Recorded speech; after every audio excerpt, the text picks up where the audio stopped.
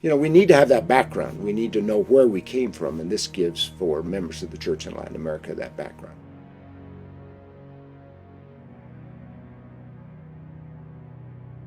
My name is Mark Grover. I was born and raised in Malad, Idaho, served a mission to Brazil, and then did my PhD at Indiana University under the direction of Jan Ships, and wrote a dissertation on the history of the church in Brazil.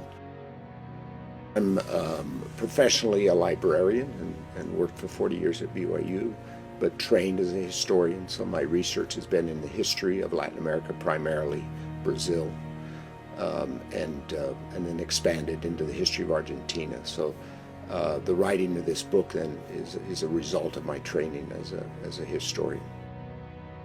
I recognized that there was not a one-volume narrative history of the church in Latin America, and so the first book needed to be a history of the original mission. The original mission began in 1925, went to 1935, and so that's what this is. It gives a narrative history with an academic approach, but telling the story of the faithful beginnings of the members and the missionaries. I see it as becoming the fundamental history that every academic would start reading before they would move into their own research. The second thing is people who are interested in Latin America, members who were missionaries, Latin Americans themselves who have backgrounds into that area. So I see it as having a dual audience.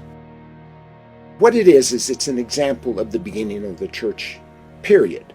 Every church begins with a small community, or missionaries moving into an area, convincing people, oftentimes immigrants or poor, to join the church. They have these experiences, spiritual experiences that converts have, and then are incredibly faithful in their dedication to the church. And that's the story of this beginning, which was in Buenos Aires, Argentina, and then in Brazil.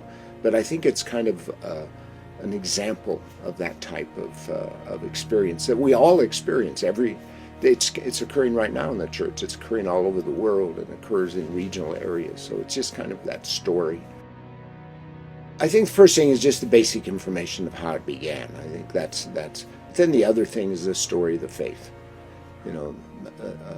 There's nothing more emotional to me than to see a person contact the church, have those experiences of conversion, become dedicated to the church, and remain faithful, teach it to their children. So some of the early members, I've met their descendants now, and they're still faithful in the church. And so it's wonderful to see that continuation of the church. So we need to have that background. We need to know where we came from, and this gives for members of the church in Latin America that background of where the church began and how it evolved. Every one of us have an experience of conversion.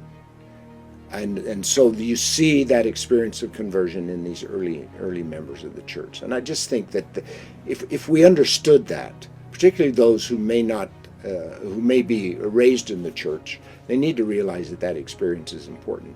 But realize that their ancestors had that very experience, and that's why they came into the church. And I would say the challenges of joining a church, which may not be well known or is not well known, but for some reason you as a person decide to unite with that church, and why you do it. You don't do it for the social reasons. You do it because of that conversion experience. The experience of the South American mission is the experience of the church worldwide. It tells a story that's unique to South America, but it's common all over the world.